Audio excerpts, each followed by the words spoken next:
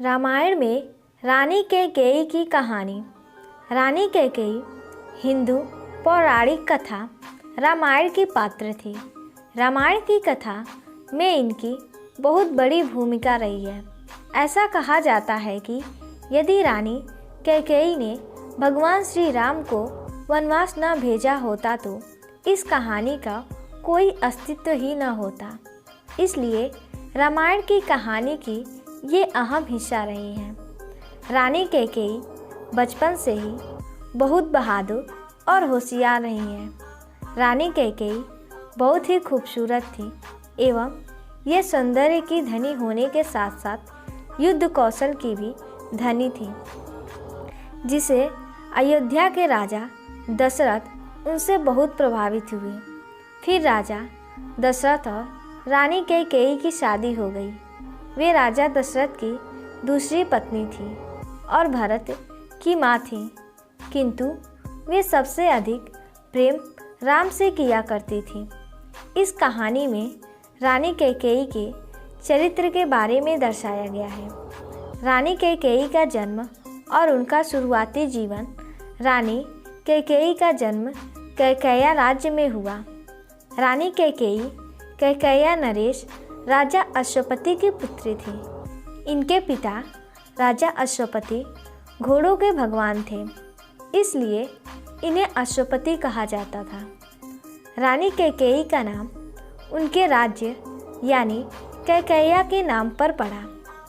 रानी कैकेयी 7 भाइयों की एकलौती बहन थी।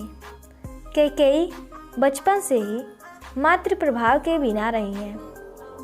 कैकेयी के पिता ने कैकेयी की मां को अपने महल से बाहर कर दिया था, जब उन्हें पता चला कि उसकी मां का स्वभाव सुखी परिवार के लिए अनुकूल नहीं है।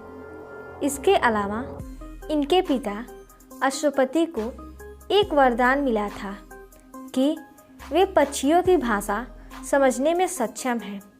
एक दिन राजा और उनकी रानी अपने महल के उद्यान में टहल रहे थे। तभी राजा ने 2 हंसों के जोड़ों को आपस में बात करते सुना।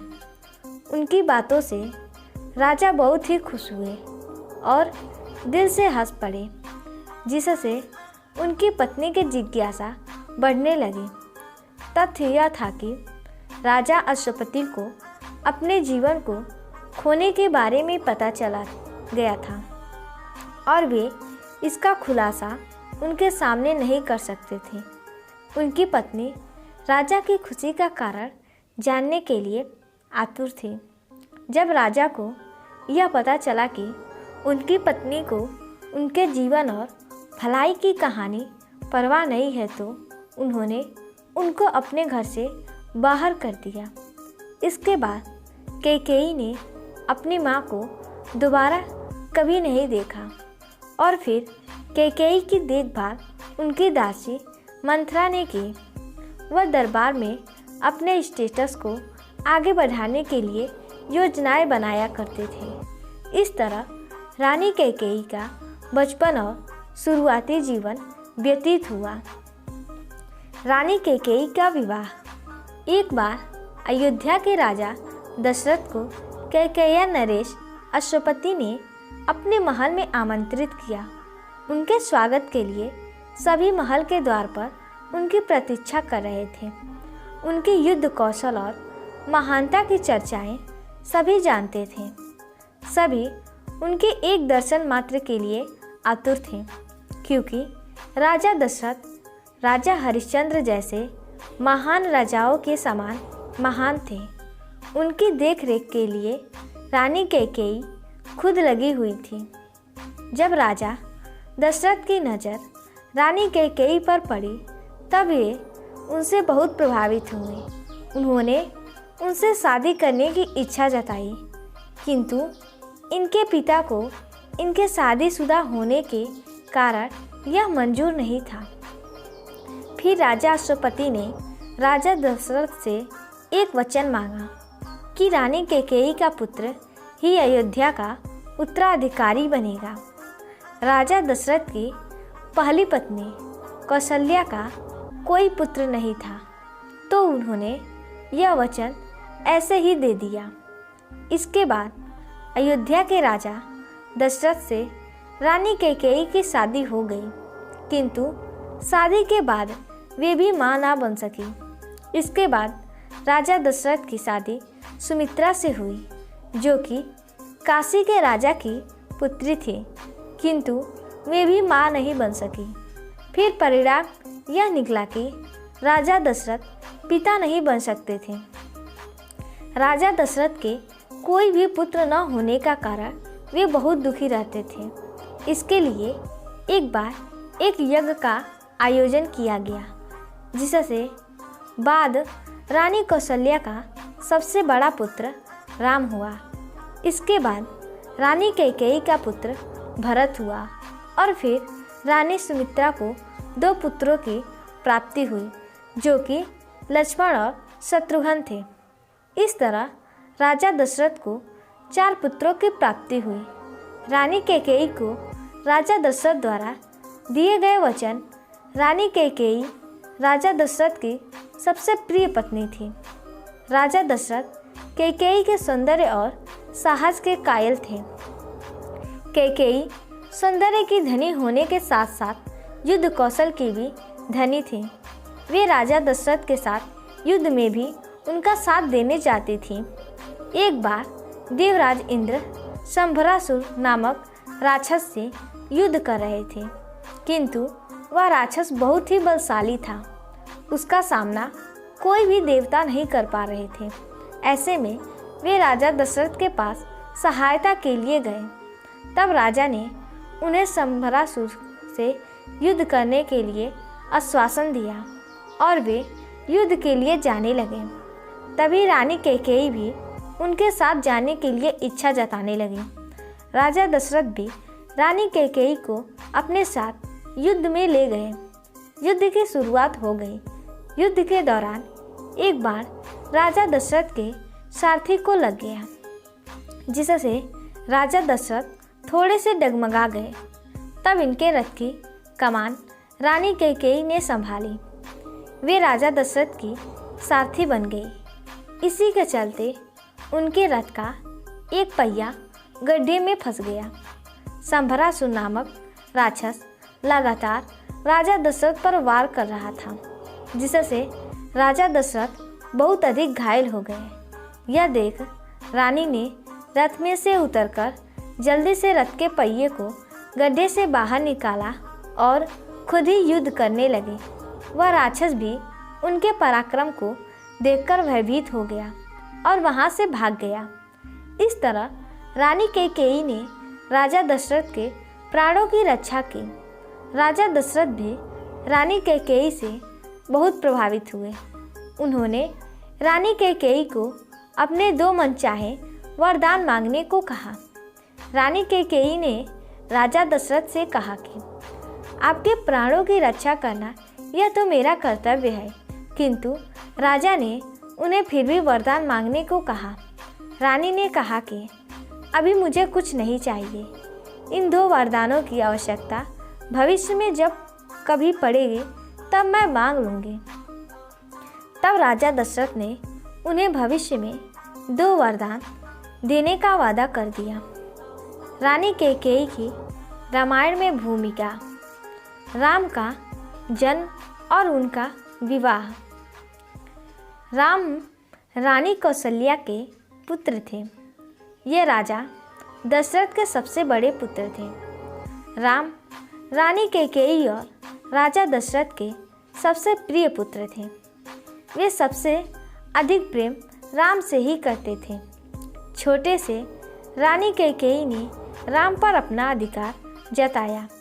राम भी रानी कैकेयी के सबसे ज़्यादा करीब थे। वे उनकी हर बात मानते थे। मिथिला के राजा जनक की पुत्री देवी सीता के स्वयंवर में राम ने भगवान शिव का धनुष तोड़कर सीता से विवाह किया। साथ ही राजा दशरथ के 4 पुत्रों का विवाह मिथिला की राजकुमारियों के साथ संपन्न हो गया। मंथरा द्वारा कैकेयी को भड़काना। रानी कैकेयी के पिता का स्वास्थ्य खराब होने के कारण उन्होंने भरत से मिलने की इच्छा जताई। रानी कैकेयी के भाई युद्धजीत ने राजा दशरथ से भरत को कैकेयी आने के लिए कहा। तब भरत और शत्रुघ्न दोनों ने कैकेयी के लिए प्रस्थान किया। राजा दशरथ ने उसी समय राम को अयोध्या का उत्तराधिकारी बनाने का निर्णय लिया, जिससे सभी बहुत खुश हुए। रानी कैकेयी भी इस बात से बहुत खुश हुई, किंतु रानी कैकेयी की दासी मंथरा को यह पसंद नहीं आया। उसने रानी कैकेयी को इस बात पर खुश देखकर ईर्ष्या जताई। उसने रानी कैकेयी को भड़काना शुरू कर दिया। मंथरा ने रानी कैकेयी से कहा कि राजा दशरथ अपने वचन से मुकर रहे हैं।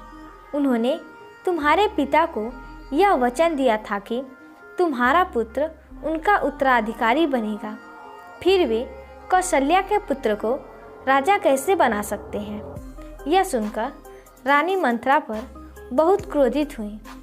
मंथरा रानी कैकेयी से कहने लगी कि कैकेयी, आप बहुत भोली हैं। आप राजा दशरथ का छल नहीं समझ पा रही हैं। इस तरह मंथरा रानी कैकेयी को भड़काती रही। उसने रानी कैकेयी से राम को वनवास भेजने के लिए कहा। फिर धीरे धीरे रानी कैकेयी मंथरा की बातों में आने लगी। फिर उन्होंने इस विषय पर मंथरा से सलाह ली कि अब उन्हें क्या करना चाहिए। तब मंथरा ने उन्हें राजा दशरथ द्वारा दिए गए 2 वचनों के बारे में कहा। रानी कैकेयी को सब समझ में आ गया कि उन्हें क्या करना है। रानी कैकेयी का को भवन रानी कैकेयी ने अन्न जल सबका त्याग कर दिया और कुप भवन में चली गई। राजा दशरथ राम के राज्याभिषेक के लिए बहुत खुश थे। सारा महल खुशियाँ मना रहा था। यह खुशी राजा अपने प्रिय पत्नी कैकेयी से बांटना चाहते थे और वे इसके लिए कैकेयी के कक्ष में जाते हैं। वहाँ जाकर कैकेयी की अवस्था देखकर वे उनसे उनकी व्यथा के बारे में पूछते हैं। कैकेयी उनकी बात का कोई जवाब नहीं देती। तब राजा उन्हें बताते हैं कि आज उन्होंने राम का राज्याभिषेक करने का फैसला लिया है। फिर भी कैकेयी कुछ नहीं कहती है। राजा द्वारा फिर से पूछे जाने पर कैकेयी उनसे कहती है कि आप अपने दिए हुए वचनों से कैसे मुकर सकते हैं। आपने मेरे पुत्र को उत्तराधिकारी बनाने का वादा मेरे पिता से किया था, फिर आप राम को राजा कैसे बना सकते हैं। यह सुनकर राजा चौंक जाते हैं और कैकेयी को बहुत समझाते हैं, किंतु कैकेयी फिर भी नहीं मानती। राजा दशरथ भी अपने फैसले पर अडिग रहते हैं। तब रानी उनके द्वारा दिए गए 2 वरदान मांगने को कहती है। राजा दशरथ वरदान देने का वादा कर चुके होते हैं, तो वे इससे पीछे भी नहीं हट सकते थे।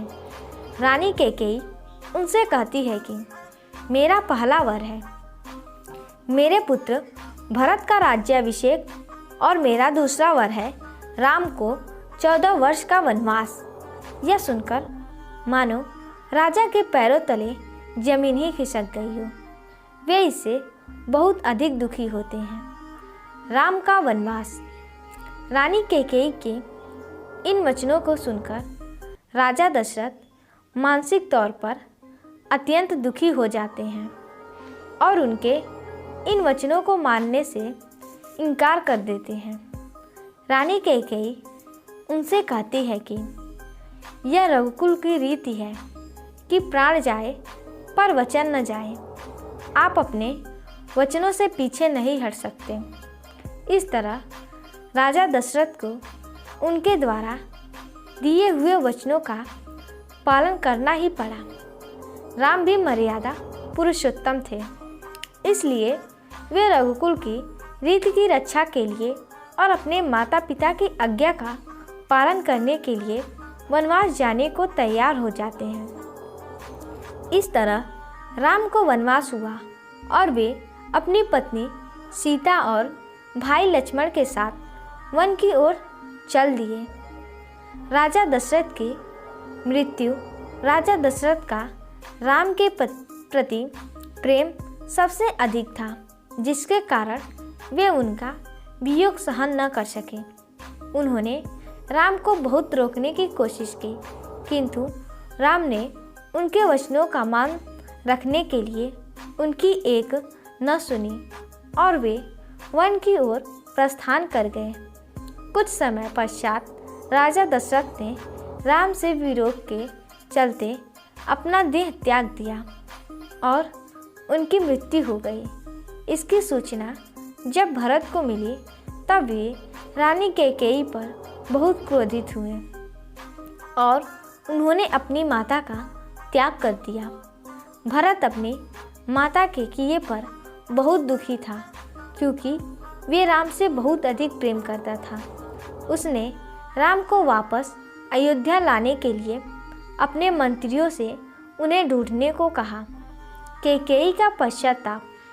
रानी कैकेयी अपने पुत्र भरत द्वारा कहे गए कटु वचनों से बहुत आहत हुई और उन्हें अपनी गलती का एहसास हुआ, किंतु भरत ने उन्हें अपनी माता कहलाने से वंचित कर दिया। जब भरत को पता चला कि राम चित्रकूट में है, तब अयोध्या के सभी लोग उन्हें वापस लेने के लिए चित्रकूट की ओर चल दिए। वहां पहुंचकर जब राम को उनके पिता की मृत्यु के बारे में पता चला तो वे बहुत दुखी हुए। रानी कैकेयी अपने किए पर पछताती रहीं। उन्होंने राम से उनके किए के लिए माफ़ी मांगी और उनसे वापस अयोध्या चलने के लिए कहने लगी, किंतु राम ने अपने पिता के वचनों का पालन करने के लिए उनकी बात न मानी और वे वन में ही भ्रमण करते रहे और सारे अयोध्या वासियों को वापस जाने के लिए कह दिया। भरत ने भी राजगद्दी पर न बैठकर राम के चरण पदुकाओं को सिंहासन पर रखा।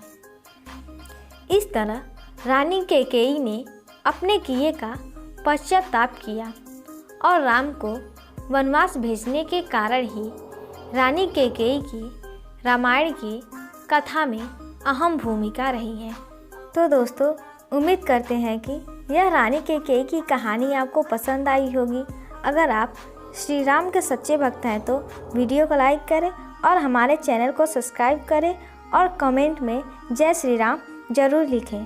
धन्यवाद।